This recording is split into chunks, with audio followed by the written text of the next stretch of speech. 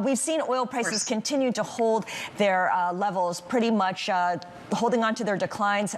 For instance, NYMEX crude down about 2.8% right now at $95 a barrel. I was asking you earlier, how much do you read into today's decline in oil prices? They've been all over the place the last 2 weeks.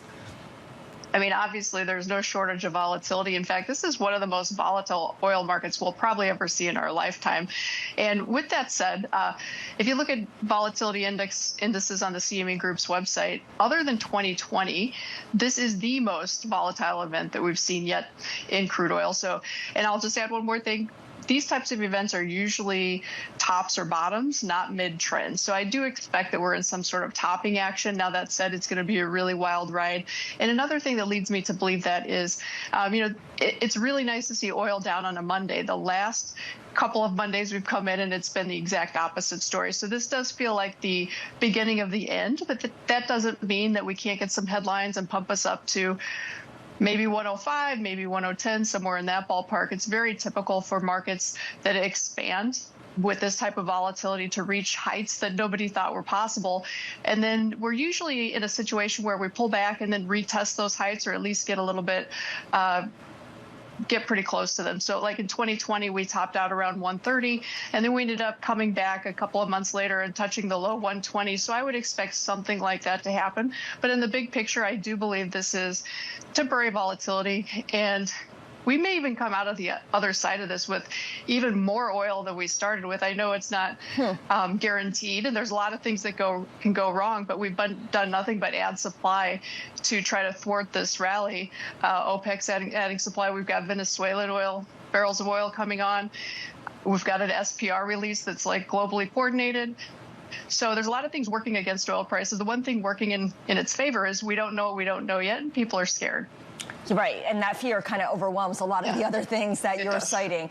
How much speculative money is in oil right now on a daily basis? I think about how there's a crypto exchange and its oil futures contracts have been surging in volume since the start of the latest Middle East conflict. So there is that element of participation from a certain group of investors or traders that may be whipsawing prices more than they would have moved otherwise. Thank you for saying that, because a lot of people kind of forget that aspect of it. And I believe a big chunk of this is speculation. And I'm a broker. I'm in the business of speculating, so I'm not against speculation. Speculators bring liquidity to the market, but the problem is we're getting liquidity from places that are unconventional, like you just mentioned, crypto, but also ETFs, commodity ETFs, such as the USO, lures a lot of hot money in and out very quickly to commodities like crude oil.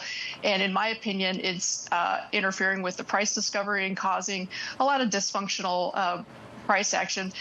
And I'll just mention one other thing. If you look at the backwardation of the market structure, what I mean by that is the front months, the April, May contracts are trading much higher than the back months. December crude oil is in the 70s. I think it's 75 last I looked at it. So about $20 lower than the front month. And that tells me that the speculators are playing a big part in this, because I would say the speculators are almost solely trading the front month and the second month.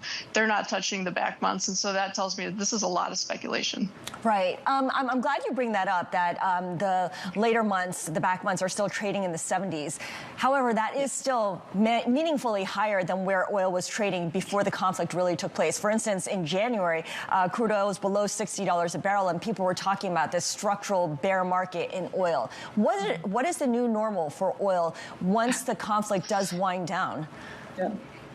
So this is going to be really interesting. You're absolutely right. We were in a 4-year perpetual bear market up until a couple of weeks ago. And so it's been really wild to see. We went from a bear market to a bull market almost immediately. There was nothing in between, and that's kind of unusual. I do believe that we eventually fall back into a bear market. And to be honest, I think we could be looking at much lower prices, maybe in the 30s. If you look at a monthly chart of oil, we're trading in a very wild range. The top of the range is roughly $120 a barrel. The bottom of the range comes in at about 15. And this is by drawing lines from the highs over the last 20 years and the lows. And we've touched the high end of the range. And if history is our guide, we're probably going to touch the low end. And as crazy as this sounds, it's under $20 a barrel. And that's not impossible. There's a lot of chess pieces pieces on the board moving around, and there's a lot of outcomes. Some of them could be very negative, but some of them could be very, very positive. There's an outlier chance that maybe we get unsanctioned Russian oil, maybe we get unsanctioned Iranian oil. I've already talked about OPEC and Venezuelan oil coming on. We've got the SPR releases. We've got offshore rigs in California coming out of retirement. So there is a chance that everything falls the way that the world wants it to, and we come out of this with a lot more oil than we had coming in.